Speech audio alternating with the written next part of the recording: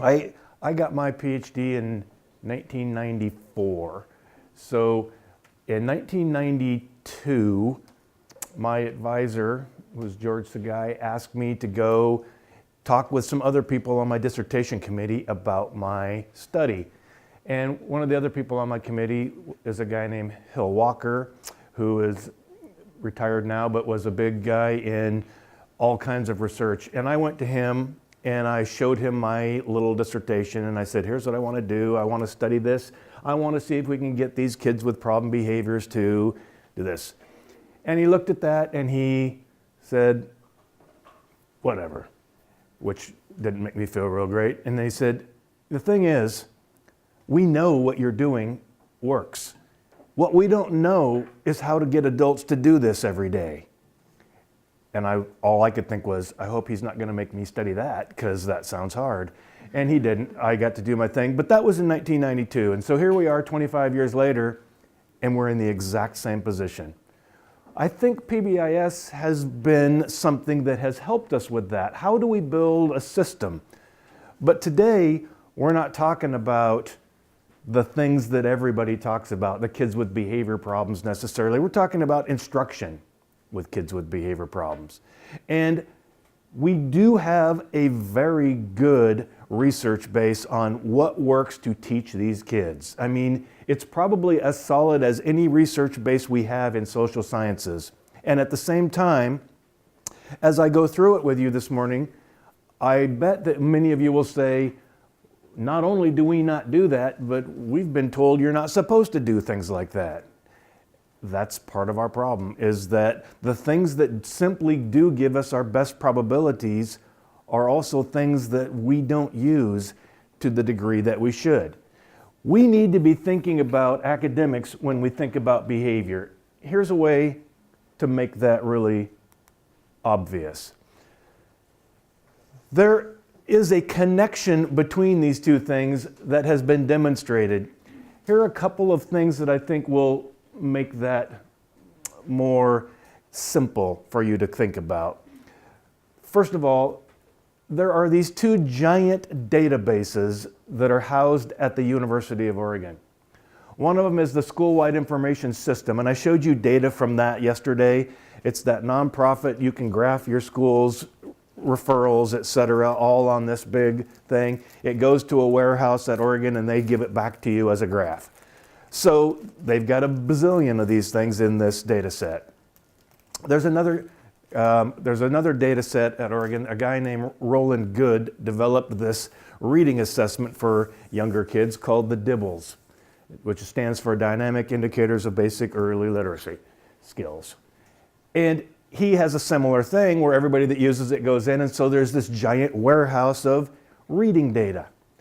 So there was this doc student at Oregon named Kent McIntosh, who's now a faculty there, who said, how many schools out there are using both the Swiss and the DIBELS? Because if we could find schools using both, we could look at how well does office referral predict reading ability, and how well does reading ability predict office referrals. So they went and they found all these schools that had both databases, and they were able to pull those together. So the first question he asked was, I'd like to predict a kid in the 3rd grade who has red zone level, highest level, top 5% office referrals in the 3rd grade. Let's look at the data we have from the Swiss and the DIBELS and see what will predict it. Now, I bet you would guess this first one right off the bat. Kids that have problem behaviors in 1st and 2nd grade are a great predictor of kids having problems in the 3rd grade. So everybody gets that. If I said to you, among your 1st and 2nd graders, who would you bet will have the most problems in 3rd grade? Like we talked about yesterday, you'd pick the kids that have had the most. That's predictable. This maybe wasn't so predictable. Reading competence as measured in kindergarten gives you about the same predictive validity. Look at kids in kindergarten, if they don't have that, what we call pre-literacy skill, they don't know that words are made up of sounds, etc., they're far more likely to have office referrals in the 3rd grade. So then, how about just 2 or more referrals at 5th grade? So we're looking to predict about 20%. We're looking for even mild cases now. When you look at 2 or more office referrals, here's what we know, no surprise. 4th grade, lots of office referrals, and 5th grade, low Dibble score equals kids that will have more office referrals. But you can take this all the way back to kindergarten again. Here's what else will predict it the same way. Phonemic segmentation fluency when kids leave kindergarten. If you leave kindergarten still not knowing that words are made up of sounds, you are far more likely to have office referrals more than your peers all the way through 5th grade.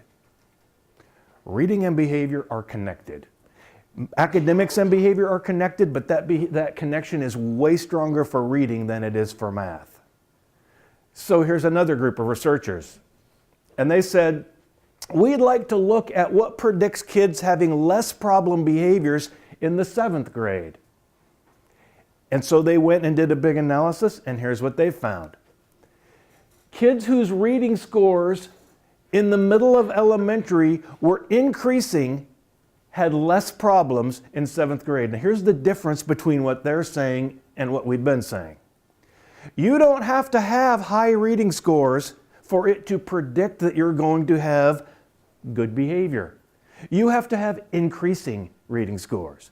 Even if you're not at the top, as long as between 3rd and 6th grade you are getting better, it predicts the same thing. It's a success thing.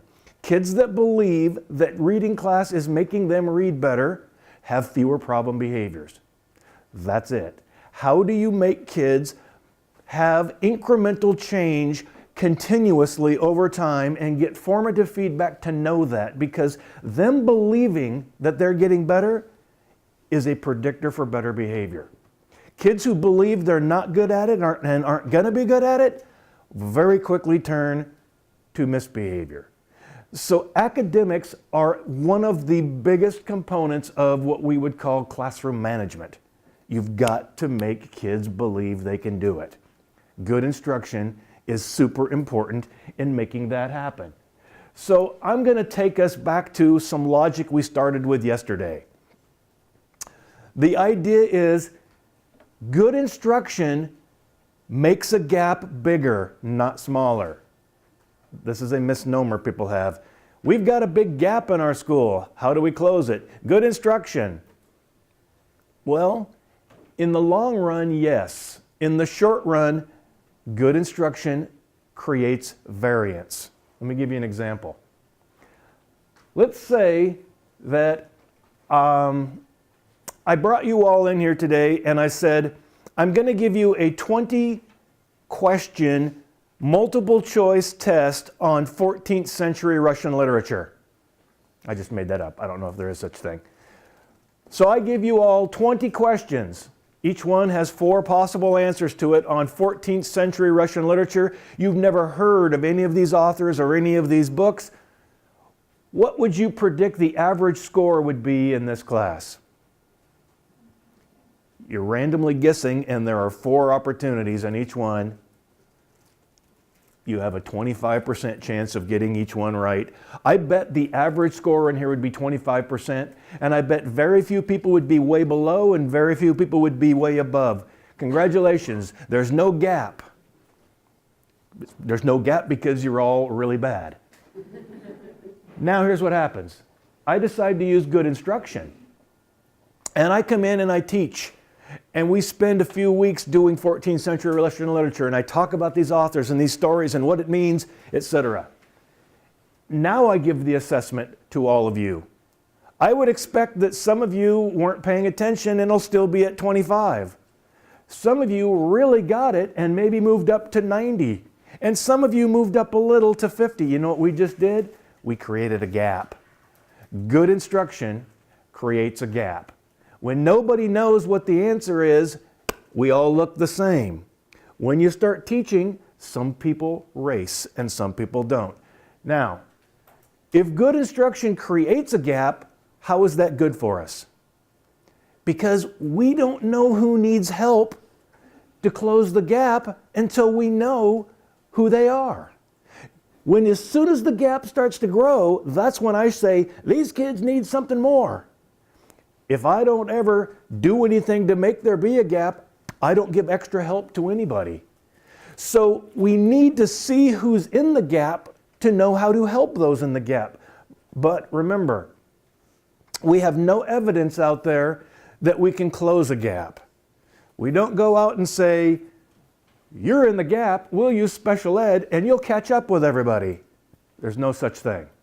If we had something so magic that it made kids in special ed learn 3 times faster, we'd use it on everybody, and everybody'd learn 3 times faster and the gap would stay there. So the best we can do is to not let the gap grow. But if we were using the best instruction we had right from the get-go and finding kids really early that were falling into that gap, in the longer run, we'd have less gap. So that has to be our logic. What do we do when these kids first walk into school? What kind of instruction do we use that sets them up to be as successful as possible?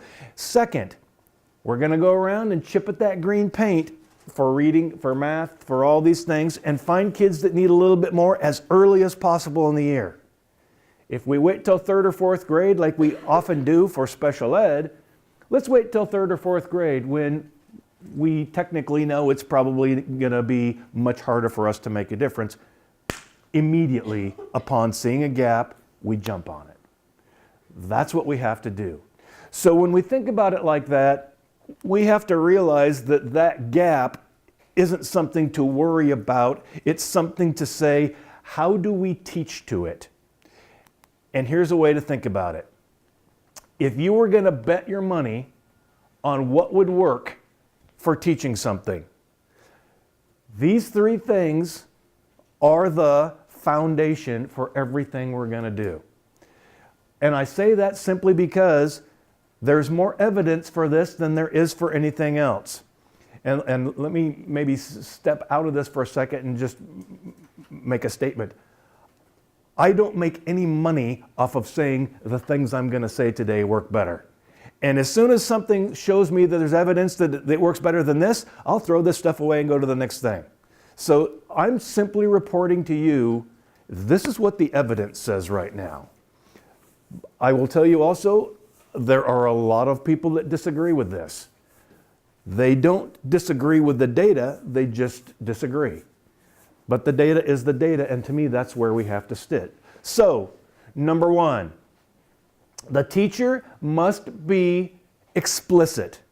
Tell kids what it is they're learning and why it's important for them. Here's what we're going to learn today. This is how it fits into your life. Those learning targets we do that make those connections for us, what would that be in your life? How would you make that? Those targets that say, here's why we're doing this, are really important. This is important for you. Here's why. We tell them that. Second, the teacher is responsible for making sure that that lesson is delivered in a way that maximizes student engagement. And they do that by picking out real examples from those kids' lives, authentic examples. So we're not going to just do something that's in the book that you've never heard of. I'll go find an example that makes sense for you. That's the teacher's job. The teacher's job is also to make sure that they are doing things to keep the kids interested. That is the teacher's job. Third, effective instruction. The third component of effective instruction is, while we're teaching, the kids get lots and lots of chances to do things that show they are practicing, that give them chances to have high rates of success with high rates of teacher feedback, which we want to be positive. And it's going to be positive. If we've done 1 and 2 well, we have a higher probability of being able to say good for you with 3. If you look at John Hattie's work that I introduced you to yesterday, the effect size, of all the things we've got, what things make you get a bigger impact? Those 3 things are the definition of something called direct instruction. Many times when I talk about direct instruction, people get really uncomfortable, and I think they think that I'm saying every instruction needs to be delivered with you snapping your fingers in front of kids at a kidney-shaped table. That's an example, the tip of the iceberg example of what direct instruction is. But notice those three things don't say anything about that. The best direct instruction lessons I go see are teachers being really engaged, moving around their class, having kids talk, getting things going. They're facilitating kid engagement. That's the definition of direct instruction. The effect size, according to John Hattie, for direct instruction is 0.59. So I guess the question isn't, is that good? The question is there another instructional model that's higher than that? And the answer is no. And I'm not going to go through all the other instructional models, but none of the other ones are above 0.4. So, to me, it seems only logical that we would say, then how do we make sure that our kids are getting this kind of instruction? So, to move on with that a little bit, I want to show you the results of a study. The biggest study ever undertaken from the U.S. Department of Education. It started back in the 60s. It's called Project Follow-Through. Anybody in here ever heard of Project Follow-Through? Yeah, you're not you. I know you know him. It is, to this day, the largest ever amount of money spent on a study. Over $1 billion. 20,000 kids were involved in this over those years. So way back in the 60s, there was something called the reading wars. And it was people arguing about the best way to teach reading and language. So the government said, let's just study this. Here's what we'll do. We're going to have, they chose 9 different models for teaching. And they said, here's what we'll do. We'll give you all the money you need to teach it, and we're going to give you the kids. You're going to have to go to those cities. So it was lots of inner city. Chicago, Baltimore, Dallas, San Diego, all over. And they said, we'll give you the money, we'll give you the kids. You go in and you teach using your model and we'll compare. So what happened is, after they chose the sites, they started arguing about what would the measures be. Well, the government first said, our first measure should be, are they achieving? If we're teaching reading, are they reading more? And there was actually a reading and a math and a language component, but they all had the similar results. But the reading one was the one that they really fought over. So they said, a group of people came in and said, we'll stipulate right up front that your test will show our kids don't read at as high a level as kids in the other groups, but we don't think that's what's important. We think what's important is more reading and using that information to problem solve. It's more of a comprehension than just a, and so the government said, here's what we'll do.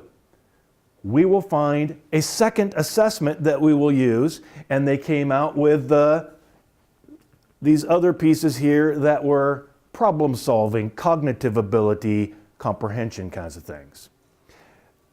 A group of 3 of those 9 came out and said, and this, I was in elementary school then, so this seems like a weird thing to say, but we'll stipulate up front that our kids won't read or do any of the problem solving better, but they'll feel better about reading, and that's what's really important.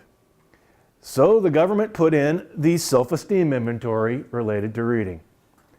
All right, now, we're going to put you with these kids and let you go for several years. I'm going to show you the data that was published after, and I'm trying to remember exactly, I think this is 1978, or it's about 10, 12 years. These are the groups. So this is the U.S. Department of Ed data from that study. The black bar is academic achievement. The squared one is cognitive problem solving, etc. And the slashed one is self-esteem. 0 is the mean. where everybody was at the start of the study. So you can see only one group had all 3 bars go up, the direct instruction group. Second, the direct instruction group was higher in every one of those categories than any of the other models.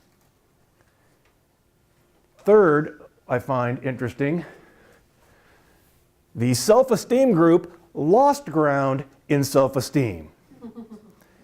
Because self-esteem is not built on telling people they're good. Self-esteem is built on making people be good. You can't run around saying, you can fly all day and make people believe they can fly. You have to make them fly and then say, you can fly. Running around saying you're great readers when kids can't read doesn't make them feel better about themselves for reading. So this data, again, was published by the United States Department of Ed after spending a bunch of money on it. And so, as you would imagine, the whole world said, we need to all do direct instruction from now on. No, that never happened. This was published, people looked at it, the people that didn't believe in it, didn't want to do it, said, whatever, I'm not doing that, and they didn't. And that's where we are today still, pretty much. So, I want to show you a video. This is from 1966. This guy's name is Siegfried Engelmann. He is a really interesting character. I'll give you a little bit of background on him. He was an insurance actuary. And one of his jobs was the insurance company would come to him and say, what's the best way to predict that kids won't start a fire? What's the best way to predict that? And so he would do these research studies. And they asked him, what's the best way to teach kids something so that they'll remember it? And he developed a little system of thinking. What would the first example need to be? What would the second example need to be? How would you compare those? That became what we call now direct instruction. And so what he did was he had all this data showing that kids could really accelerate their learning, even kids with disabilities and kids from really disadvantaged backgrounds. So he took all that data to the University of Illinois, where there was a guy working there named Carl Bereiter, who was in special ed. And he said, look what I did. I've got all this data. Could you use this? And Carl Bereiter said, how'd you like to work for me? So this guy with a bachelor's degree goes to the University of Illinois, and they create a whole bunch of studies on this in inner city Chicago. This is a video of some of that I'm going to show you. So Wes Becker was another guy that was there. Carl Bereiter retires. Wes Becker moves to the University of Oregon, and Illinois says, you can't stay here and work in the department because you only have a bachelor's degree. So Wes Becker says, come out to Oregon, and they started a research center there that focused on direct instruction. This film from 1966 is of 4- and 5-year-olds who he's been working with for a few months. They're all from the projects in Chicago. So I was born in 1961, so these kids are my age. And what he did was he used his methods to teach them math. What you're going to see here is a demo. Watch what these kids can do. So I think I have a little bit of this is a really long thing and I've cut it way down, so it's not going to spend the whole day watching this, but all he's asking them to do right now is demonstrate what they can do. So remember, these are kids that are kindergarten age. They're doing algebra in these things. Okay, let's do a little of these. I'm going to get you right off the bat. 8 plus 2. 10. 8 plus 2 equals 10. Say it. 10. What's 10 plus 2? 12. 12 plus 2. 14. Good. Here's our one. 7 plus 2. 9. 7 plus 2 equals 9. 7 plus 3. 10. 7 plus 4. 11. 7 plus 5. 12. Okay, that's pretty good, but pretty easy. Wait till you see this one. Are you ready? What if I had something like this? 6 plus, look at that plus, do. Yay! 6 plus, how many equals 6? 6 plus 0 equals 6. Sure, so what could I do? Erase that B and... Good. What if I had something as hard as this? 7 plus R equals... Oh, sheesh. Goodbye. 4. That's it! Yo! 7 plus how many equal 11? 7 plus 4 equals 11. Yeah, how'd you work that out? You got 7, you want to get to 11. 8, 8, 9, 10, 11. 4. Okay, one more. Here you go. 9 plus... Oh, boy. How many equals... 5. 5 is right. 9 plus how many equals 14? 9 plus 5 equals 14. You guys think you're pretty tough, eh? Well, I hate to do this to you, but goodbye. Goodbye. Bye. Oh, oh, oh. Huh? 8 plus 4? 12. Well, so I just write it down like that. You read that? Oh, the 10's got to go over here? 40. What do we have? Oh, 10 plus 30 equals 40. Oh, that funny truck. Yep. Okay, and then what do we got? Yeah, 40 plus 10 equals? 50. Yoo-hoo! So what do I have up here? I've got 52. 50 plus 2 equals? 52. So what should I put down here? 52. 52. What's 38 plus 14? 52. 52. When I look at this, it makes me really sad because I work in high schools in Louisville quite often, and I know the kids that I'm working with can't do any of this. And it's not because they're dumb. It's been demonstrated we can get kids to do the things we want them to do if we use good instruction. And we as a education field don't. I'm going to show you some data that we've been collecting on what happens in classrooms, and it's not happy data. And I'll tell you again, I don't mean to sound anti-teacher because I'm a teacher and my parents were teachers, et cetera, but if you say, we're betting on these kids, we're betting on them to do the best they can possibly do and have a great future, we're sabotaging our bet by not doing the things that give us the highest probability for those kids. So, these are data on some other ways to teach reading. According to John Hattie's work, they aren't nearly as effective. In education, they are far more popular.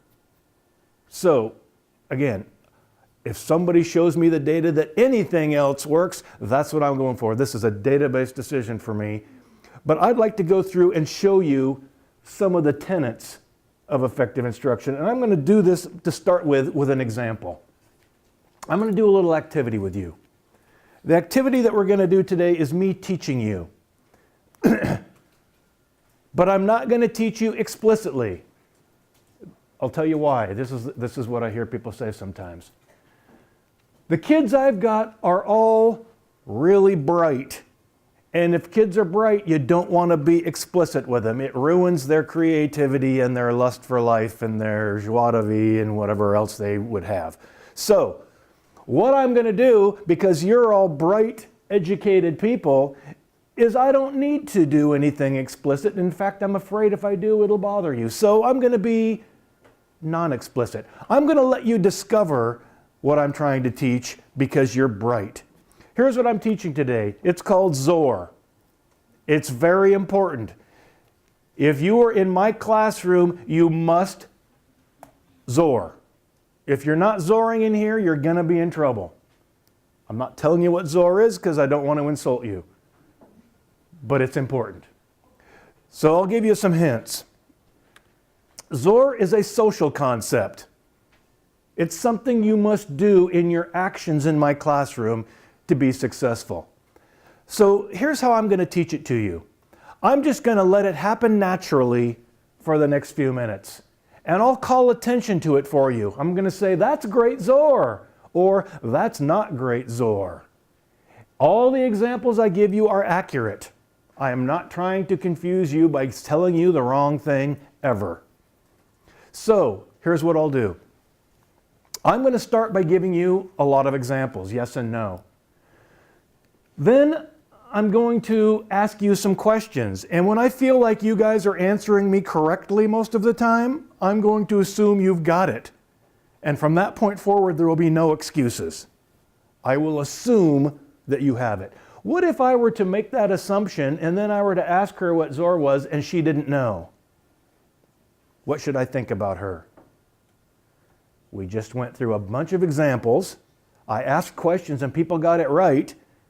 I asked her and she has no idea. What would I think? She wasn't listening. She's got a learning disability of some sort. Or she's got a behavior disorder and she's just trying to piss me off right now.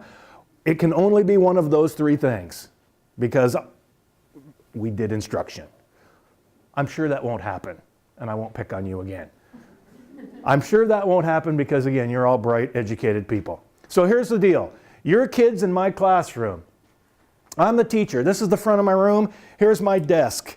These are your desks. I'm walking around doing my teaching today, and I'll call attention to things. Remember Zor. It's really important that you guys remember Zor. I'm Zor right now. Make sure that you're doing what I do and being Zor. Okay. I'm Zor right now. This is a good example of Zor right now. I'm Zor right now. Thank you. Good job. I'm Zor right now. Everybody see? This is an example of Zor. I see people Zoring in here today, and I really appreciate it.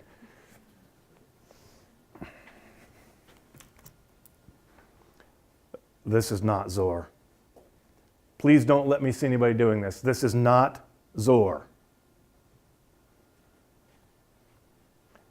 This is not Zor. Don't let me see this. It's not Zor.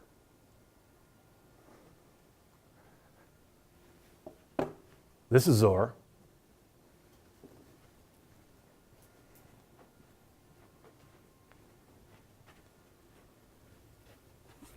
I'm Zor right now.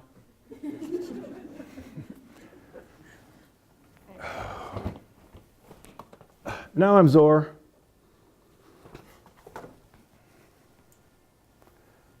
Had a lot of examples. I'll give you a few more and then we'll see if we can ask some questions. Okay. Am I Zor right now? Yes. Very good, class. Okay. Am I Zor right now?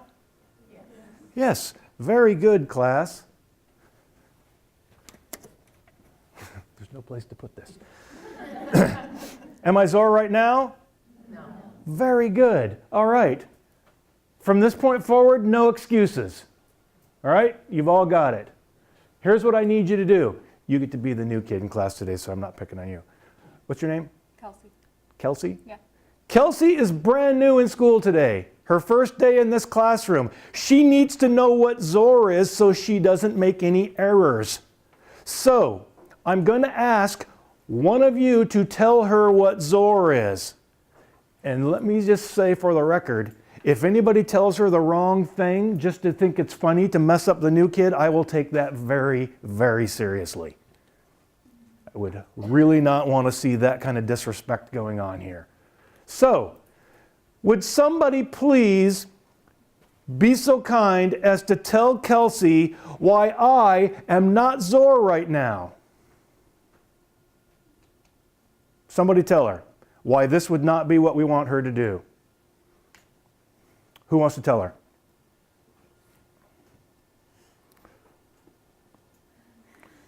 Be careful. Because you're too far from the students. See, I don't know if you think that's funny or if I would like you to just be quiet the rest of the morning. We'll talk later. I apologize for that, Kelsey. Not everybody in here is that rude. Are you left-handed? What the hell does that have to do with anything? No, I'm not. Again, I apologize. We have 2 bad eggs in here, and it was my fault for calling on them. All right, we're not going to go to lunch or take a break or anything else today until we hear what Zor is. I just gave you 20 examples. I asked you yes or no when you got it right every time. And now, when I come up with one simple thing, nobody knows. This better be good. I think you misspoke. I think you meant to say this is sore. Instead of this is not sore. Okay. You're wrong, but thanks. All right. Why is this so hard? Well, are you just afraid because I'm punishing everybody who gets it wrong? Or do you really not know? Yeah. Why? Why is it confusing to you? You all were saying it right when I asked you before. Why would I need to be explicit? You're all bright, educated people. It's insulting for me to tell you what it is. Clearly. You don't have clear expectations. I mean, I feel like I'm a pretty bright kid, and I'm sitting back here watching everything that you do. When I was asking you yes or no, did you feel confident? I didn't answer. Oh. So no. Okay. Well, I'll tell you what I'm going to do. I'm going to show you 2 examples. I showed you both of these examples last time, but I had them as far apart as possible. I'm going to put them right together this time. The first thing I ever did when I started talking to you was I said, this is Zor. The very last example I gave to you, I said it wasn't Zor, and I was standing right here. This is not Zor. This is Zor. What's the only difference between yes and no? Who said that? Standing behind my desk. That's it. How did you get that with 2 examples when you couldn't get it with 20 and the same 2 were there? Because the teacher didn't think out what example should come first and what would be the next example to make them see the difference. The real world has all those examples, but the real world isn't a teacher. It's random. Teachers have to stop and think, how do I pick out the right examples that these kids will get, and then what should the next example be so they can see what the difference is of why you do it here but not here? So I gave you all these examples that were back here, and I set you up by doing this purposefully, but every example I did of not Zor was behind this thing. But here's what happens. Once you started thinking, and I know many of you were thinking that it had something to do with holding up a pen, all you got to do is see one thing that makes you think that's what it is, and you verify it on your own from that point forward. So let's say these 2 kids are talking, and I go, here's Zor! And she says, turns to her, what did he say about Zor? I don't know, something about a pen. Okay. And now she's looking and she's watching me. She's going, yeah, that's it. It's the pen. The pen is completely irrelevant. This is called a misrule. Kids pick up misrules when we don't teach effectively. And you hear kids saying stuff like this. I thought we could run in the hall on Thursdays. And you go, what? Why would you come up? And it's because the examples they got made them think that was the way it was. Inconsistencies. Or, oh, I thought you didn't have to regroup with the problem if there was a 7 in it. Kids come up with misrules because the examples teach them misrules. That was point 2 on those 3 things of direct instruction is the examples are really important. Not only which ones you choose, but how you sequence them and how you talk about them to make kids get it. That's how they taught 5-year-olds to do algebra, is they made it crystal clear when you do this and when you don't and why, and they were really engaging and really fun, made the kids like doing it. Good instruction. So I'll give you a couple of examples of when this has not worked for me, or I've messed it up, be a better. When one year when I was teaching, the first year I went back to teaching after I got my PhD, I was in a self-contained room in an elementary school for 1 year. And I had on my caseload all of these kids, but I kind of hung around and talked to all the kids, and I really had an affinity for talking to the special ed kids. And there was a kid with severe disabilities in one of the, I think it was a 5th grade classroom, and I would just go talk to him every day. And it started out the year where I'd walk into him and just say, "Good morning, Kevin." And he didn't say anything back, and we'd go talk. And as the year went by, he started saying good morning back to me. As it went by farther, he started saying good morning to me before I'd say it to him. And I'm feeling really good about this communication I'm having with Kevin.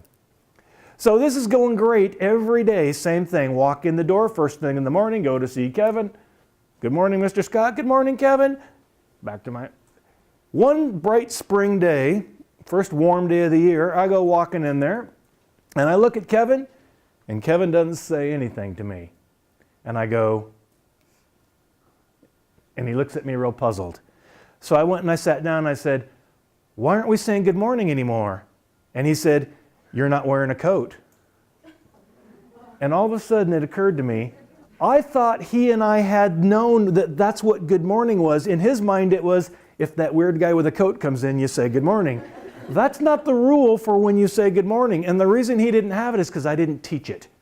I assumed because it was happening that it was there. It wasn't. My fault for not saying, here's what we're doing. So every morning I come in with a coat, we say good morning, I go back to my office and hang my coat up. He doesn't say good morning to me any other time during the day. Poor instruction. When my son was really young, every morning when we'd sit at the breakfast table together, I would try to develop language with him. And so while we're sitting there eating breakfast, I would be saying, "Hey, Tim, look, light." And he'd go, "Ah." And then, "Tim, look, table, TV, mom, microwave." And through the months that went, it would get so that I would just say the thing and he'd point to it. And he would try to say the words. He was like 1. And I felt like a great dad, teaching all this vocabulary to my son every day, not realizing that in some ways I was screwing him up. So one day we're getting ready to go somewhere, and you can think right now what might be wrong with my instruction. We're getting ready to go somewhere, and so we go to get in the car, and my wife's not there, so it's just him and I'm struggling to get him in that mass of things that are on that baby seat thing in the back seat. And while I'm doing that, it's getting darker and darker. And as I shut the door to go get in the car, it's dark enough that the porch light in front of the garage pops on super bright right in the window. And he says, "Light!" and points at the ceiling. And I thought, uh-oh. Why did that happen? Not all lights are on the ceiling, but all of my examples were. It's an example problem again.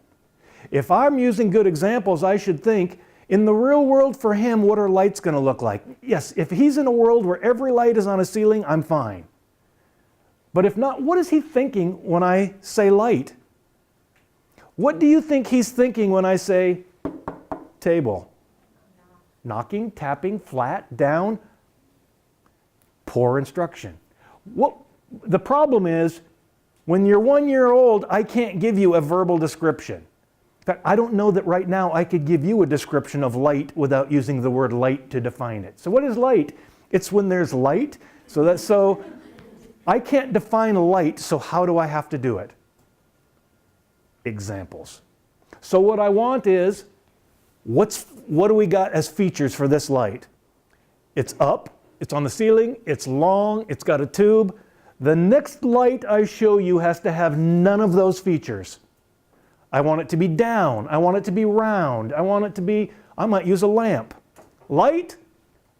Light. Now even without my verbal here's why, you can see there's something in common across these things, but you can also see there's a bunch of things that aren't relevant. What if I would have done this? Whoever got that right. What if I would have done this to you on Osh? Here are only 2 examples and they're accurate. This is Osh. This isn't. You don't know what part was important because I changed two things.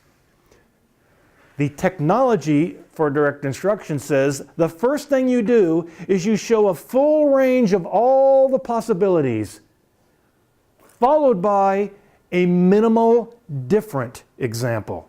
So it's got all the same things, just change the rule. Here's what a flashlight would do for that. Here's another example. Light. Click, not light. Click, light. That gives them, oh, that's the part that we should be paying attention to. That's the critical component of this. So in order to do this, we have to think about how to put some of these pieces together.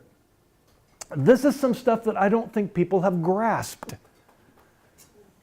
Teaching kids how to solve a problem has an effect size of 0.61. Simply saying, I want you to solve this on your own, you're going to learn this by inquiry, does not work. It has an effect size of 0.31. However, before you run and don't hear the rest of this, if you teach kids how to do an inquiry, step by step, here's what inquiry looks like. You do this, then you do this, then you do this. That is a form of problem solving. If you teach kids the steps to inquiry and then give them a problem to solve, the effect size for inquiry goes up to 0.61 because it's problem solving. The other one, this is one I'm fighting the most right now, problem and project-based learning. The effect size is 0.15, horribly low. But this is because people are doing it wrong. What I keep hearing people say is, oh, this year we're just going to run a big project and the kids will learn in the project. That's not what project-based learning is. That has an effect size of 0.15. Here's project-based learning. We've got this big project we're doing, and every day we have some instruction, and I teach you how to do something that's really critical to that project. Then you go and apply it to the project. When you do it that way, project-based learning goes up to 0.61 because it's problem solving. It's how to solve a problem, and I'm teaching you how. But I find that schools are doing these things without any instruction, and we don't get effects from them that way. And that is a problem for us. So what I'm going to do that later. I'm going to do another activity with you. This will be another activity where I set you up to fail and yell at you and then tell you why you failed because it was my poor instruction. So here's what we're going to do today. We're going to do colorful geometry. That's the name of this class, the colorful geometry class. I'm going to be teaching you today about a concept in colorful geometry called OSH. Here's what you need to know. OSH is a geometric shape of some particular characteristic. Here's OSH. Here's your example. So, what could OSH be? It could be a green triangle. It could be a blue rectangle. It could be a red rectangle. It could be a green triangle, but only if there's red in the picture. It could be a red outline, but only if there's a triangle. So it could be a lot of things. So what we're going to do is we're going to need more instruction, more examples. So here's what I'm going to pretend like. You can be my first classroom that I ever taught in. You be my 8 adjudicated adolescent boys. And we're in a facility, and I've decided that the best way to teach this is through the natural world. So we're going to go out on a field trip around campus looking for natural versions of OSH, because it's out there in nature around here. When we get done with that, we'll come back to the classroom and do some practice, and then I'll set you up to do something. So let's go out, and we all go walking out, and I go, hey, look over there by that tree. It's another OSH. What did this example teach you? If triangles are important, they don't have to be inside of anything. Other than that, everything is the same. I don't get a lot of instruction out of this. And especially with a teacher not saying, look at this one, here's why it is, or here's why it isn't. Because Just the simply seeing it doesn't necessarily teach much. So let's keep walking. Hey, look over there by that electrified fence. It's another OSH. Be careful, don't touch the fence. What'd you learn from this one? Yeah, honestly, I don't know that this one teaches anything. It doesn't give you any new information. I guess you could say, I didn't know it could be on and off, but maybe the triangle's not even important. It's real world examples, but they weren't selected as teaching examples. They're random. Good examples are selected by the teacher to make a point.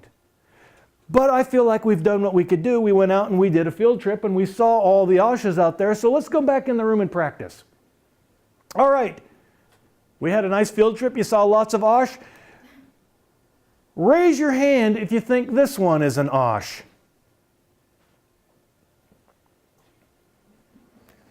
Good, you're finally with us. It is OSH. You are right.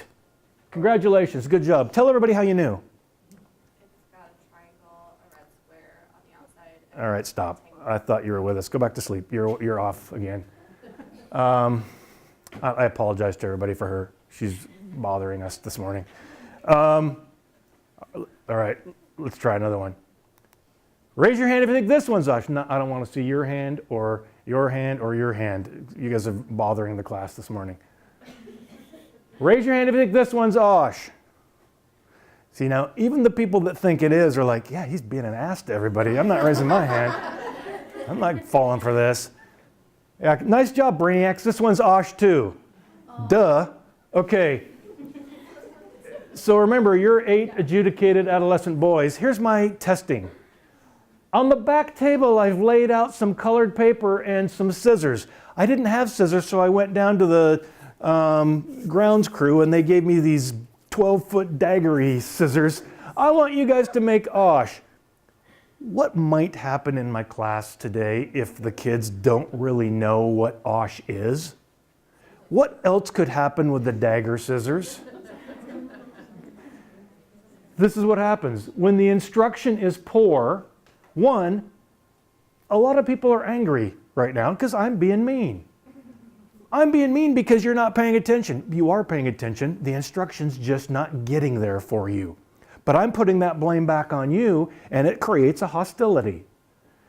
Second, as we get to the part where you do the test and you don't know what to do, what's a good way to not have to feel like you don't know what's going on?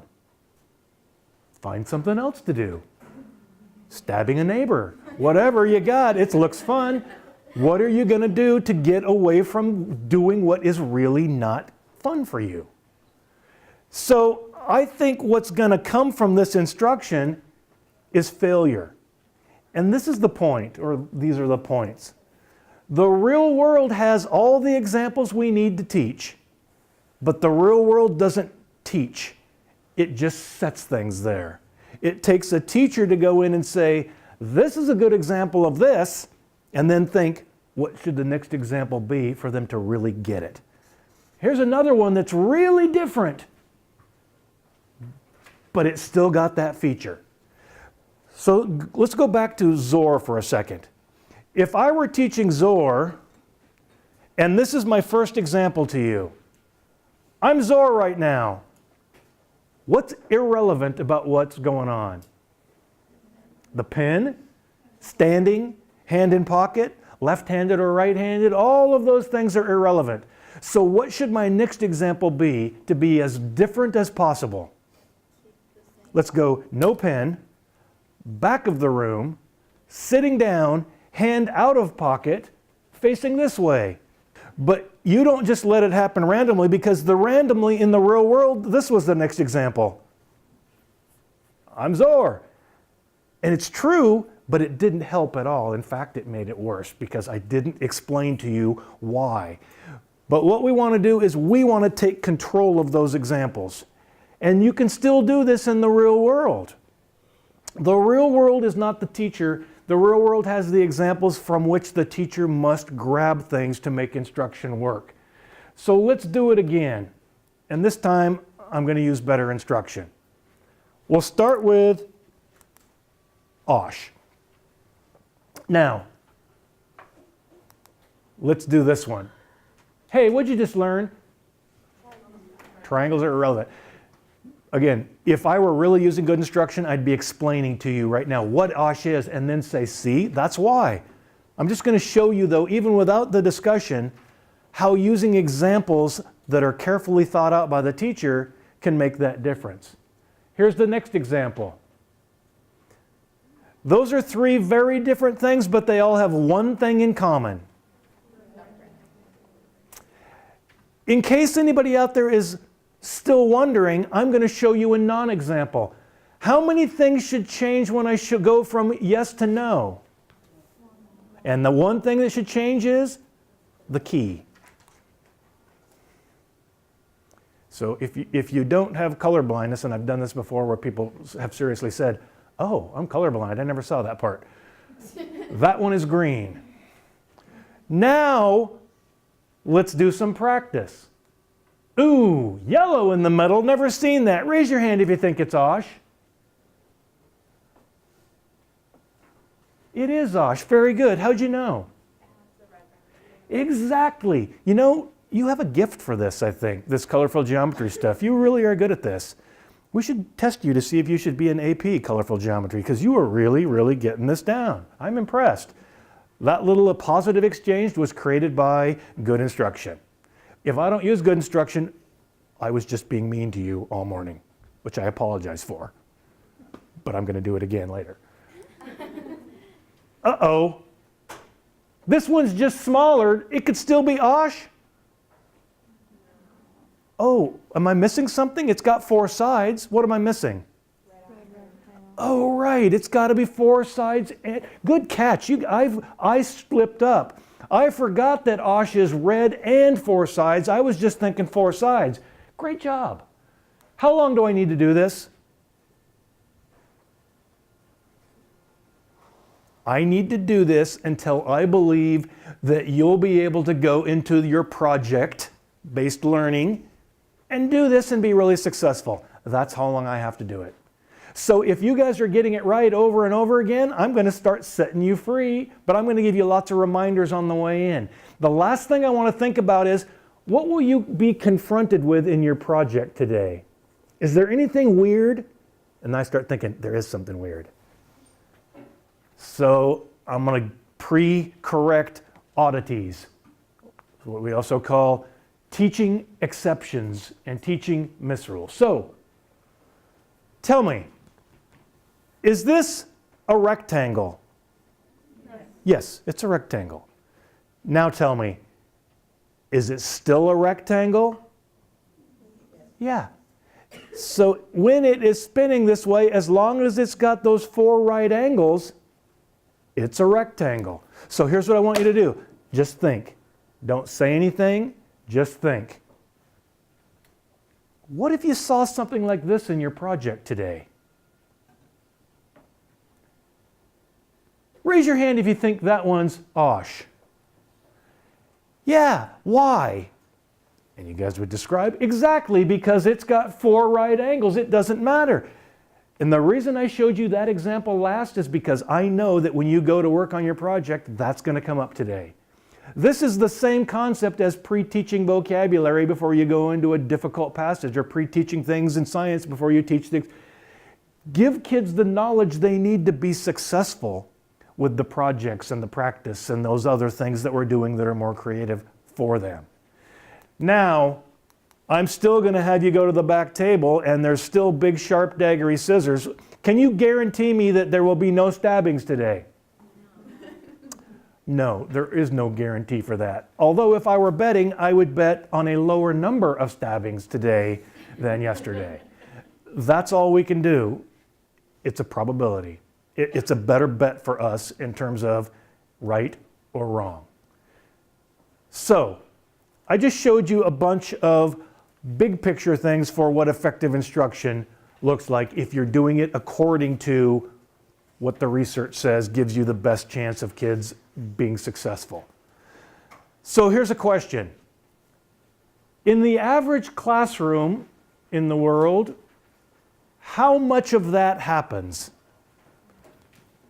And I'm not going to relate this back to direct instruction at all. It's just going to be, how often do teachers give good examples? How often do teachers ask kids what they think? How often do teachers give feedback? We've got that data. So what we did was, we developed a little coding system on a handheld computer that has all the kinds of things we just talked about for what teachers do. And it also has what kids do. Are the kids engaged? Are they passive? Are they off task? Are they being disruptive? We have all those codes on there. So here's what we do. We walk into a classroom and we sit in the back. We go in at the start of class. We sit in the back of the room. The coder will code into there.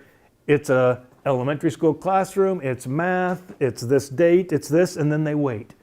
They wait for the teacher to start teaching. We only want to know what's happening during instruction. So we're waiting.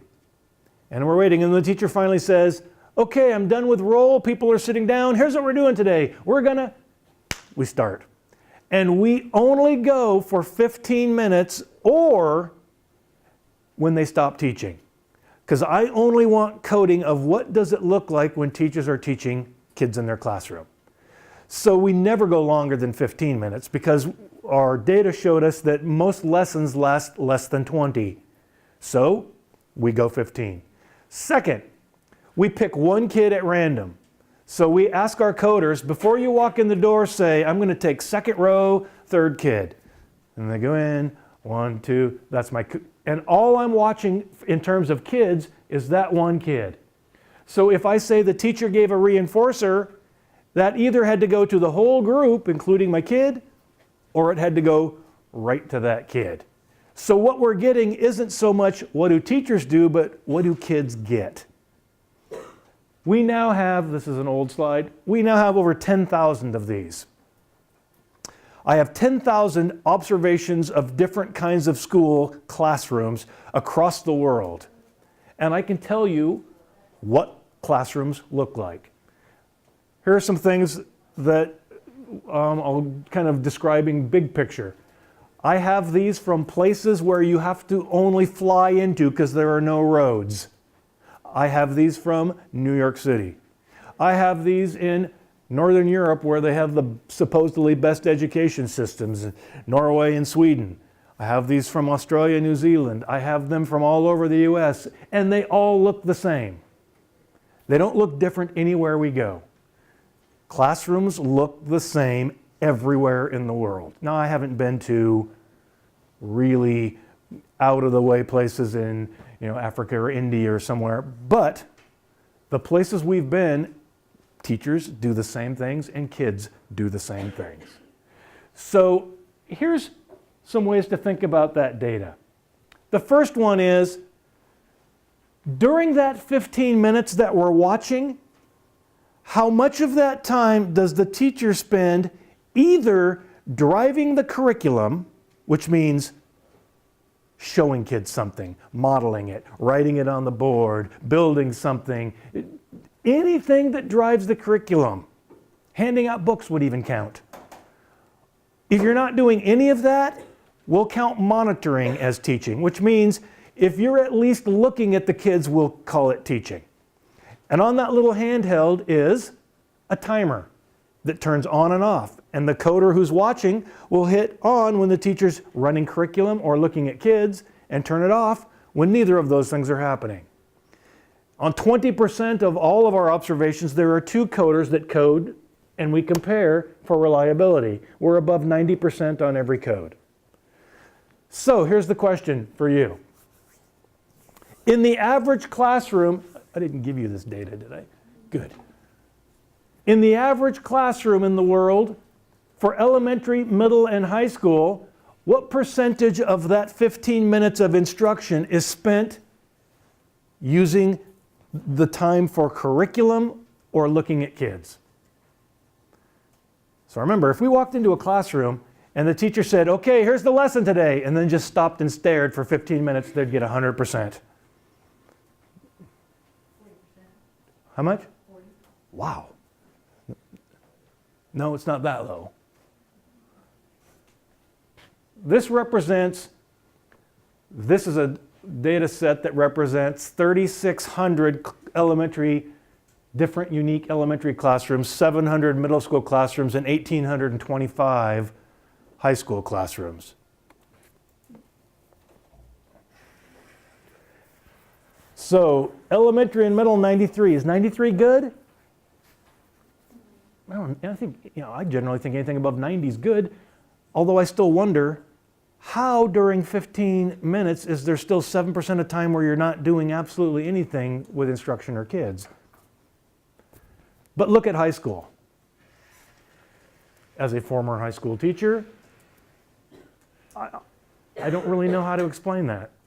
28% of the time during instruction in the average high school classroom, there's no instruction and not even teachers monitoring kids. So my question to the people I hire to go out and sit in rooms all the time is, what are the teachers doing? And this is what I think people think when I show this. They think I'm saying this is what's going on in high schools, at least. And it's not. In fact, very rarely out of 10,000 have we seen somebody who's just egregiously not teaching. So what are they doing instead? Here's what they tell me. Paperwork. They say, here's the lesson for today. You're going to do this, we're going to do this, this is important. You get started on that, I'll be right with you. And they go do paperwork.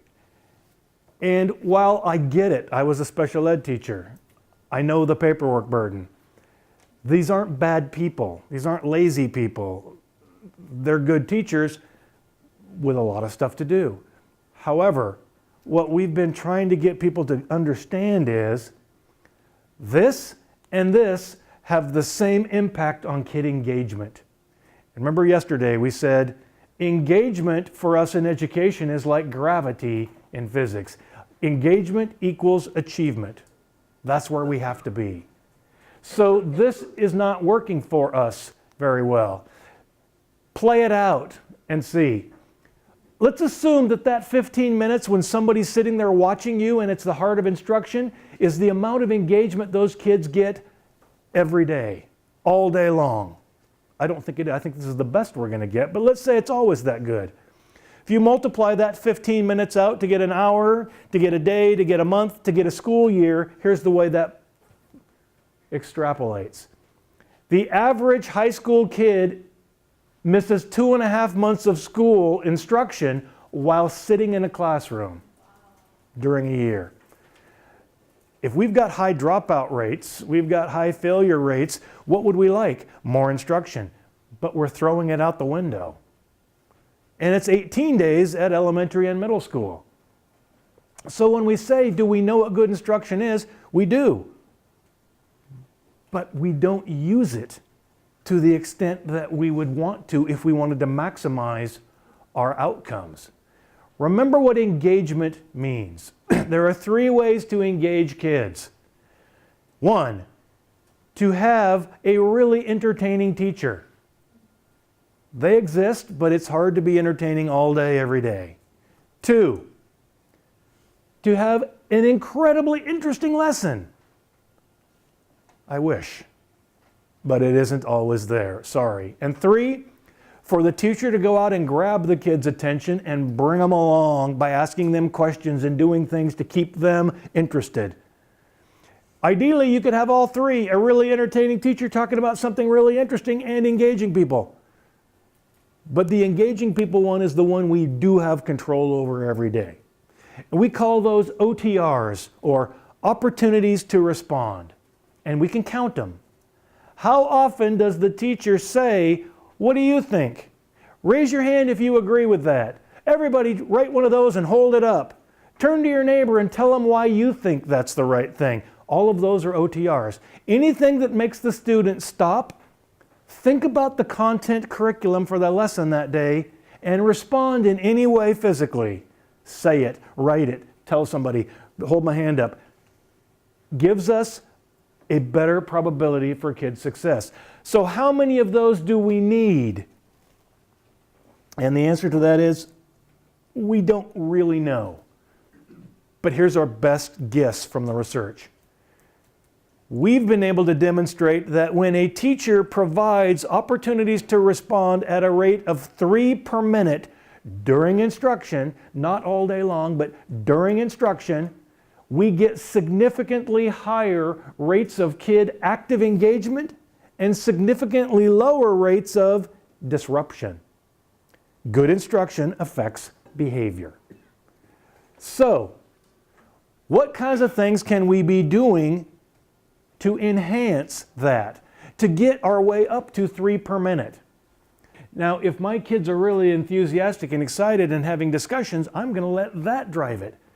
Here's one thing that isn't in our literature very well that's really important. It's possible to have less OTRs, but have the OTRs be of higher quality. For instance, if I asked one question and that got the whole class to have a discussion for 10 minutes, that's one OTR, but it was very rich. We haven't figured out a way to code quality of OTR yet. So we're stuck with quantity. And when you're trying to keep kids with you, quantity will work, but all of us, I think, would agree, I'd rather see one really quality one than 3 ones that people don't really care about. But you've got to get kids keeping with you. Questions for kids to answer and doing things is one way to do that. So a lot of people think, well, in order for me to do good OTRs, I'll just ask a lot of questions. Look at the effect size of simple questioning. It's only 0.46. Let's make a distinction between engaging questions and assessment questions. Here's an assessment question. What's the square root of 712? Wrong. That's not engaging. And what happens, and this happened when I did this with you guys earlier in the demonstration, when I ask questions that you get wrong a lot, nobody wants to answer them because I'm going, no, wrong, be quiet. That's not engaging. There is a point where questions can be used for assessment toward the end of a lesson. At the beginning of a lesson, questions need to be, what page were we on? Hey, does anybody else have one of these? Have you ever seen this? Questions need to be designed to get kids talking, not right or wrong answers. So when we say, should we ask a lot of questions? I think, yeah, but not right or wrong answer questions, engagement questions. Because if you're just asking hard questions, which I think is what's happening here, we don't get the effect from that. That's a different purpose. So let's return to our favorite 8th grade AP English class that we started talking about yesterday. Remember this class, they are reading out of a book. So I asked the teacher, what's the lesson plan here? And she says, I got this right out of the teacher's edition. We have a storybook. In it, it says, have the kids read this short story, Flowers for Algernon. Okay, so how's that going? We've been working on that since the start of school, 2 months now. How long is this short story? It's like 30 pages. Okay, so something's wrong because 8th grade AP English should be reading more than 30 pages in 2 months. Yes, we've never gotten past the first couple pages because it just blows up every day. And I said, tell me your plan. Again, right out of the teacher's edition. I will point to a student to read out of the book. While they're reading, the rest are following along with a worksheet and they will fill in the worksheet as they go. Okay, so let's assume that I think that's an engaging lesson. How many kids are completing the worksheet? Remember, this is in October. And her answer, not a single kid has turned it in so far this year.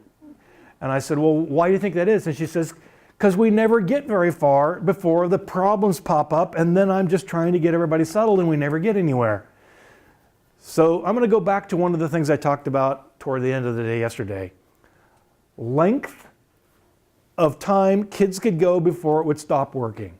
So I asked her, How long could a kid read out of that book to the other kids before the other kids would stop listening? Because they're reading a page at a time, supposedly, right now. And she said, well, I don't know, 5 seconds. Okay, that sounds like a sentence to me. What we'll do is we'll start with a sentence. I'm going to come in and I'm going to do this with them. Here's what I want you to watch. I'm telling her. They read a sentence, and immediately after they read the sentence, you need to teach. You can't let them just read and listen and that be the instruction.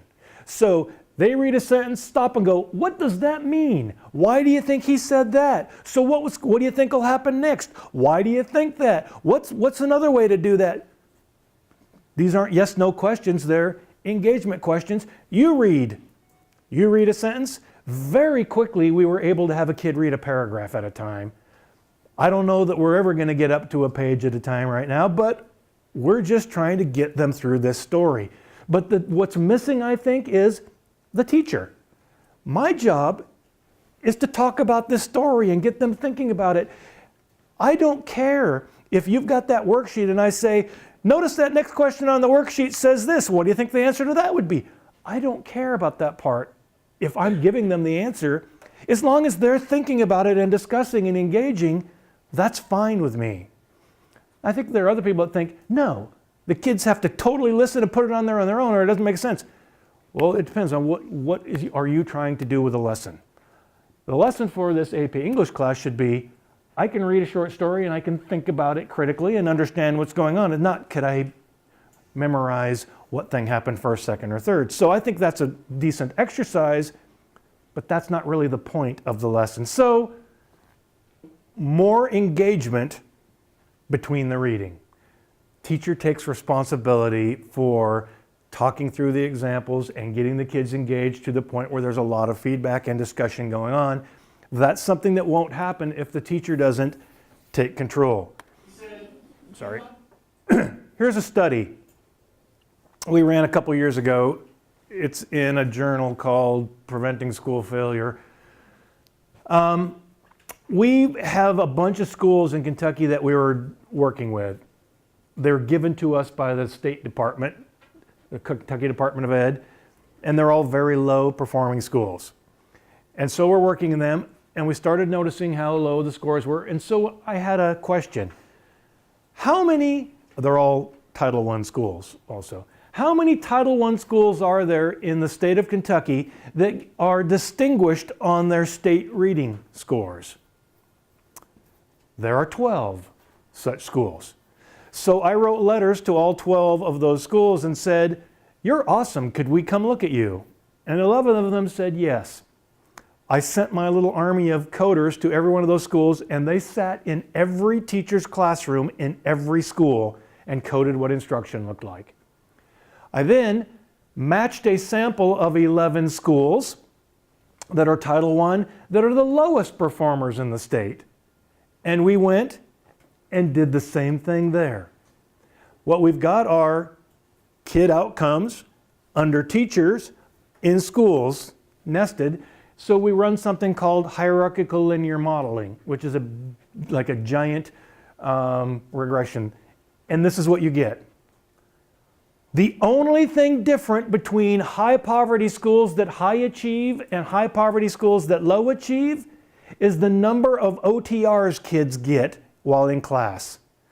The average kid in a high achieving high poverty school gets more than 260 extra OTRs per week. That's the only thing that came out significantly different when looking at reading scores. OTRs are really important because they create engagement. There are other ways to create engagement, but that's the simplest way to do it on a daily basis until you get your kids hooked and wanting to have those discussions. But again, the other thing an HLM allows us to do is to look at where the difference comes from. And it's not a school difference, it's a teacher difference. It's what teachers do that makes the most difference in that. So here's our data on opportunities to respond. And the scale here gives away what the answer is going to be, but we're looking at rate per minute in the average classroom. So let me be clear, this is not what does the average teacher do, this is what does the average kid get. So if I've targeted that one kid and I watch them, in the average classroom during instruction, how often does the average kid get to do or say or think something about the lesson? We want 3 per minute, remember. Elementary's best at 0.82 per minute. The light green one is directed right to a kid. So a kid is only going to have the teacher talk directly to them 0.15 times per minute. As we get to middle school, it drops. Only 0.62 and 0.067. And by high school, the group at large, about once every 2 minutes, will have the teacher say something that they're supposed to do or think or say. And very rarely would it go to an individual. So if we've said the data we have says that at 3 per minute, we get an effect. The data also says nobody's even close to 3 per minute. So we've tried some things with this, and I'll tell you later today some bigger things we tried. But one thing we tried was, what if we put like a little Bluetooth headphone or earpiece in the teacher's ear, and I sat at the back and I had on my iPhone a little thing where I said, OTR, and I pressed that and it would go OTR in their ear, and it just drove teachers nuts is all it did. So we really couldn't do it much. People really hated it, and I can understand that. So here's one thing we don't know. What would happen to the kids in that room if we cranked that 8.2 up to 3? The only 3s we have out there are ones that we've seen naturally. We can't control this research-wise, so we really can't say what would happen. Again, we do know that kids that are doing well get more, but I can't say if we gave them more and took away more, we'd see it go up and down because we haven't been able to control that.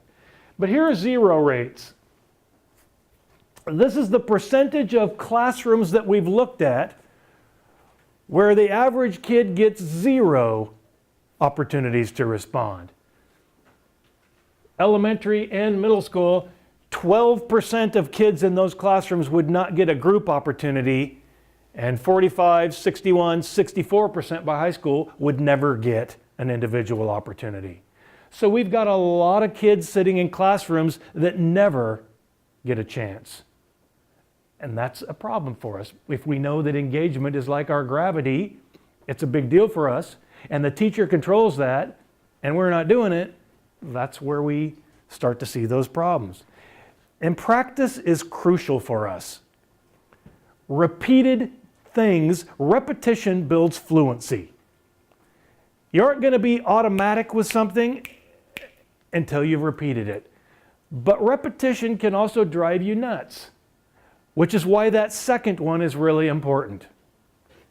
Look at the effect size for spacing out your practice. 0.71. It's the biggest one we've seen so far. You get that effect by not saying, now that we've done OSH, I want you to go and draw 100 OSH on your paper. Because by 15, I'm sick of OSH and I don't want to do OSH ever again. Instead, we say, let's all work on the project. You'll be 3 OSHs in there that you'll have to do. And the next day, more project, a couple more OSHs. And the next day, more project, there's an OSH or 2 in there. You get your effect from practice for having high rates of success at low frequency, spread out over time. We run into problem with the drill and kill. I've taught, now you sit and do it by yourself over and over and over again. We actually start to get to a point where that'll have problematic effects for us because it just bothers people to have to do something over and over and over and over. Build it into normal parts of your routine and instruction, spread out. It makes your effect size go up. Yesterday we talked about the introduction of feedback as a school-wide piece. I want to talk about it as an individual piece today, but I also want to go back to a bigger logic for it. Like I said yesterday, if I'm talking to a school and they're going to argue with me about something, it's probably about this. And I am not saying ever you need to buy goodies and give it away. All I'm ever saying is acknowledgement. So I like to show people this Gallup poll. This is of 1 million workers, 80,000 managers, and 400 companies. The question is, what makes you like going to work? And here are the top 10. Number 1, I like to know what the expectations are. That's a lot of what we've been talking about for kids. Number 2, I like to have the materials and equipment I need to be able to be successful with what I do. Okay, that's something that we can control. Look at this number 3. These are what adults say. I like to receive recognition each week for good work. You know what I think we should say to those people? Hey, you're getting a paycheck, shut up. How would you feel about your boss if your boss said, hey, did you like that work I did? Not paying attention, you'll get a paycheck, shut up. But that's what a lot of kids hear. What, you're getting a grade? That's not the reinforcer. What we want to be able to do is to create a climate and a culture that says, I care about you, I notice you, I can see that you're trying. Those kinds of comments are very powerful. We don't see them very often. The rest of these have a supervisor who cares about me and pays attention. That's the genuine teacher part that we've been talking about. Receive encouragement, can identify a friend, feel like what we're doing is important. I see people around me working hard. I feel like we're getting better at things and I have lots of chances to do the things I do well repetitively. There's nothing different here than we'd be thinking about a kid at school. When you think about it, that's what kids do for a living. They go to school. That's their job. What if you went to school, your job every day, and were treated like a kid? First of all, here's what we know. The average kid with behavior problems has a success to failure ratio during the day, on the average day, of 12 failures for every one success. 12 times the teacher says, no, knock it off, stop it, for every one time they say good or thank you. What if that were you? So you go to work every morning, and when you get there, your boss gives you 13 things to do, and you promptly fail 12 of them. Your coworkers laugh at you and make fun of you. Your boss yells at you. Let's throw this in there for you. You don't get paid to go to this job in the first place. What would be your incentive to flip off your boss so he'd send you home to watch TV for the day? That's what we got going on with a lot of those kids. So we've got to get everybody's mind changed about this positive thing. It isn't about candy and toys and goodies. It's about verbals. It's about acknowledgement. Where we went with this yesterday. I noticed you. I am watching you. I see you doing the right thing. That's what we have to get back to. Now, here is the argument against that. This is the one argument I hear. This is a learning curve. When learning any new thing, it falls out about like this. Anything. First thing people will say is, if you tell kids they're doing it right, if you're saying good job, if you're doing those things, it ruins their internal drive to want to learn. And to me, that's an empirical question. Do we have evidence that saying thank you, you're doing a good job, I'm impressed, etc., makes you have problems with production, instruction, learning, etc.? And the answer is absolutely not. It's exactly the opposite. We have zero data that says it causes a problem for learning. Here's the second thing they'll say. It's related to this curve. Notice how flat this curve is when it gets started. When you're first learning to do something new, it's slow going. When you're first learning to read, you don't just, hey, today I read a book, tomorrow I read it goes really slowly. And that's why at this bottom part here called acquisition, we need a lot of verbal feedback to keep people going. Once you get it, then we back off and we worry about fluency. Can we get you to do it automaticity quick? Once they get fluency, we worry about can they remember it. If we don't do this for a few days, will they maintain that skill? The more fluent they are, the better they are able to maintain it. Then comes generalization. Can we get them to do this in another place with other teachers, with real examples out of another? Can they use it in the real world? And finally, once kids are really good at remembering the skill and using it all over, they start inventing new ways to do it. And that's called adaptation. Those are the phases of learning. Here's what I've heard people say about reinforcement. They call adaptation creativity. Same thing. If you start reinforcing kids for doing behaviors, it ruins their creativity. So my first response would be, how do you know that? It's obvious. It's not obvious. Show me the data. Show me a study that says there is no such study. It doesn't keep people from saying it, but there is no such study. Second, think of the logic. How will I be creative with a skill that I don't have? If you want kids to be creative with a skill, you have to build the skill. You can reinforce creativity too. The one example I always get is, well, Einstein, he went and he created something completely different because he was creative. And I say, exactly right.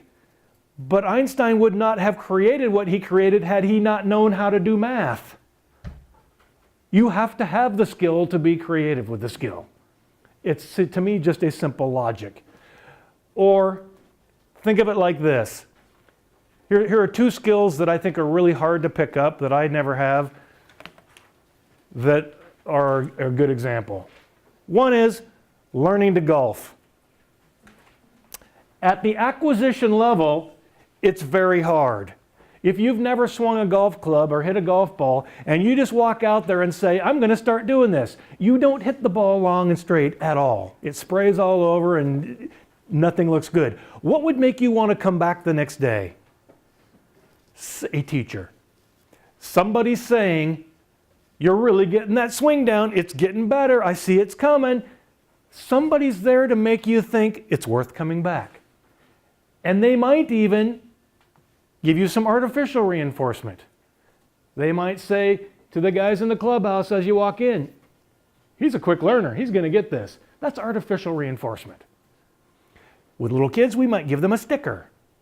That's artificial reinforcement. All it is another way of saying you're on the right track.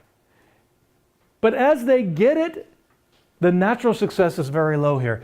As they get it and move into maintenance, the natural success is what keeps it going.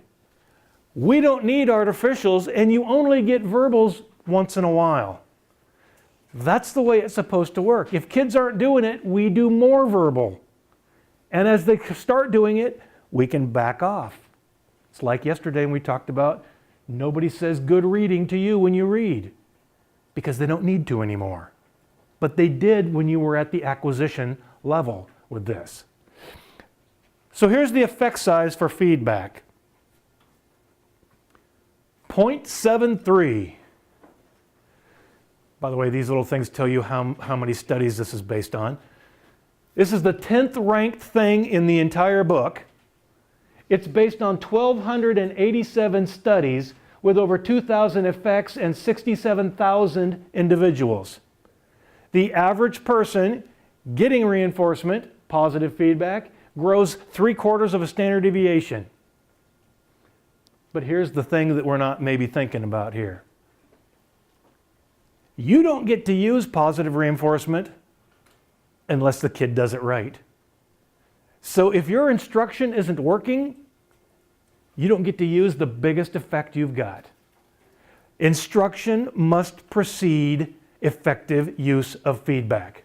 If you're not instructing, feedback is really hard to use effectively because it's going to be more negative than positive. Instruction makes positive reinforcement work. And a lot of times people think, well, we'll just not instruct and see how they do. Well, it's possible, but it's not probable. It's not likely.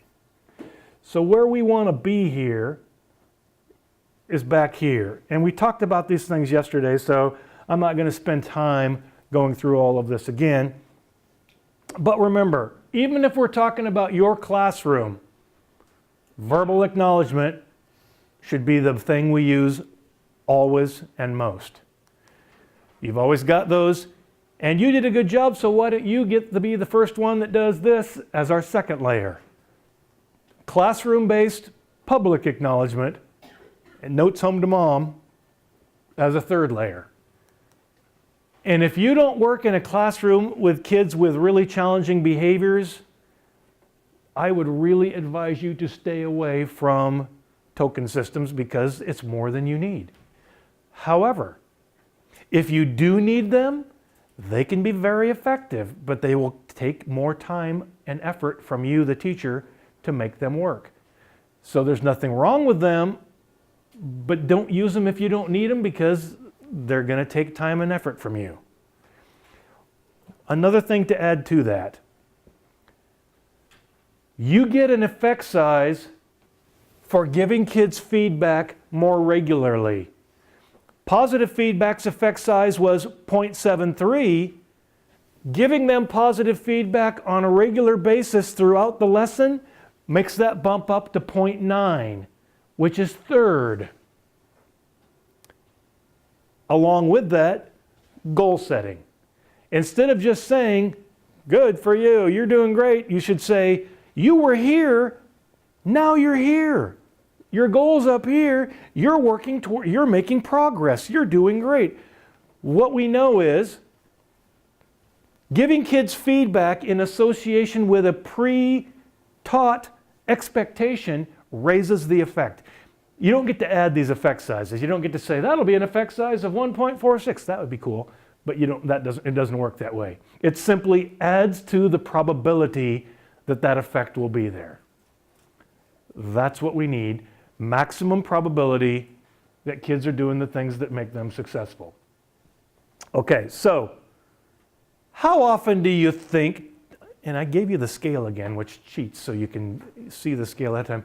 How often do you think the average kid sitting in a classroom hears something or sees a gesture from a teacher saying, you did something right? Again, the scale there tells you that it's way less than 1 per minute. How much less? At the elementary school, the average student would hear something positive from the teacher 0.14 times per minute and 0.04 negative statements. At middle school, it's 0.06. It drops off dramatically, but 0.03. And at high school, 0.03 is the positive and 0.05 is the negative. It's upside down if you think of ratios. It's 3.5 to 1 at elementary, 2 to 1 at middle, and it's the average kid. This is 1,825 different classrooms on this data set. 1,825 high school kids in a classroom. The average kid hears more negative statements than positive statements from a teacher. What could we predict from anybody who's in a situation where they hear somebody telling them they're doing it wrong more than right? You get a giant escape motivation. Why should I be here? This person's just yelling at me all the time, telling me I'm doing it wrong. That's the average kid. Remember what the average kid with behavior disorders gets. 1 to 12. And remember our snowballs? What ratio of positive to negative do you think it would take to roll a snowball uphill if it was halfway down the hill on this side? The evidence that's out there is 14 to 1. So if you think, man, 3 to 1, 4 to 1 is really hard. If you don't get that, you're going to have to do 5 or 6 to 1. And if you can't make that work, you're going to need to do. So it's really in our best interest to find a way to set instruction up to make kids successful 3 or 4 times for every time they fail right now, because it'll only get harder if you don't. To the point where there's a place where I don't even know that it can be done, or not realistically. And here are our 0 rates. I feel like I've been talking only about really negative things all day, so we're going to switch gears after this and we're just going to talk happy the rest of the day. This is the percentage of classrooms we looked at with 0s. Never happened. Out of 3,600 elementary school classrooms, 35% of them never said one positive thing. Out of 700 middle schools, 58% of the kids we looked at never heard one positive thing. And at high school, 71% of the kids we've looked at never heard one positive thing during a classroom. We're taking the biggest effect we've got, positive feedback. If done formatively, it gives us an effect of 0.9, and we're just not using it. We're just not doing something that we know makes a big, big difference for us. So, last piece for this. So we ran a study on this. Take all of the data we have, and you run something on it called a latent class analysis, which takes, at this point it was about 7,000, 8,000 observations, and it will break them down and say, how many unique classes of teacher are there? And it ends up there are 3 classes of teachers when you look at these things. Focus on kids, which is that time spent teaching, opportunities to respond, and positive feedback. If you look at those 3 things, there's teachers that do it at high, medium, and low are the 3 distinct classes. Go into a classroom and watch for 10 minutes. If the teacher you're watching in that classroom, in that 10 minutes you're in there, is delivering these 3 things at rates that are in the lowest third of all teachers, you can bet right now kids in the classroom will be 27% more likely to be off task and 67% more likely to be disruptive. So I make this same sentence over and over. What teachers do when they teach is a major predictor for how kids behave. Good instruction is the best thing we've got for keeping behavior where we want it. But we don't use that instruction often enough. This is the last slide, and then we're going to totally transition. The last thing we've asked for people to do is to start using correction as feedback. Now, yesterday afternoon, I talked a lot about start with a question. So when I come over to the group, I say, hey, what are we supposed to be doing? What would it look like if you were doing it? There's a question. That's the way you start a correction. So I'm going to use a correction on you right now. I'm going to say what's 2 plus 2. I want you to say 5. Okay? I'm going to respond to her when she says 5. Tell me what you think about this response. Hey, what's 2 plus 2? 5. No, 4, moron. I don't want her to say 5 again. Do you think that'll work? Yeah, I think she'll never say 5 ever again. I don't think I punished 5. I punished math. I punished school. I punished our relationship. That needed to be done. I have to say she's wrong. But I said it in a way that makes it worse rather than better. Here's another way I could do it. I want to be way nicer. You say 5 again. What's 2 plus 2? 5. 5? Yeah, close enough. Good for you. Helpful? No, she has to know, discriminate right from wrong. Here's another way. Hey, what's 2 plus 2? 5. Oh, really close. Count these up. 4. 4. So what's 2 plus 2 equal? 4. Great job. Where was the part where I told her she was wrong? It was inherent in what I did. In fact, I would almost say this is a punishment right here. What's 2 plus 2? 5. Ooh, that was my punishment. It was a look on my face. It wasn't a wrong. Let's try that again. But very quickly, immediately, we went right back to instruction, prompting to get her to get it right. With every time I have an academic interaction with a kid, I want to leave with a good for you, thank you. So if they do it wrong, I must correct. So what we're looking for is somehow indicate that wasn't right. And a lot of time it's, oh, think again. That's the indicator that it wasn't right. All of those questions can do that for you. Then reteach and get them to get it right so that we can walk away from every interaction with a thank you. Now, if that's all you do all day, you got it wrong, you got it right. You got it wrong, you got it right. And what we end up with is a 1-to-1. That's not good enough. We need 4-to-1. So I have to create instruction that lets her get it right 4 times for every time she fails. But the time she does fail, we get another reinforcer at the end of it. And we build by doing it that way. So what we want to know is, how often do teachers use correction as opposed to negative statements? The answer is, the rates are so low that we cannot run a statistic on them. And we have 10,000 observations. At the elementary school, correction happens 0.007 times. We figured it out. It takes us like 17 observation days to see one. And they're even lower at middle school and high school. So I can't run a statistic. This would be a conditional probability. We can't run it because there aren't enough in 10,000. But we can do this. Go back to the data set and show me all the times that a kid was disruptive. Okay, there's a bazillion of them. Here's what I want to know. After every kid disruption, there are 3 things a teacher could do. Nothing, stop, or correction, which hardly ever happens. So let's just go back through the ones we have and try to figure out what the probability would be.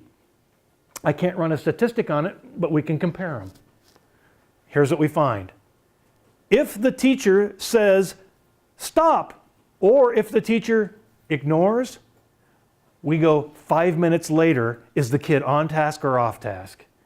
10 minutes later, is the kid on task or off task? What we find is both of those, ignoring and saying stop, are about the same in terms of predicting the future. When a teacher uses correction, the kids are less likely to be off task 5 and 10 minutes down the road. So we keep saying to people, when a kid does something wrong, what do you want in the future? I want them to not be doing it wrong. Put very simply, the probability of that happening is greater if you use correction than stop it, knock it off, don't. But I can't run a big enough stat on this to get it done, but I believe it based upon the ones we can look at. But it's something that I don't think we talk about or do much with in education. So, here's where I'd like to stop.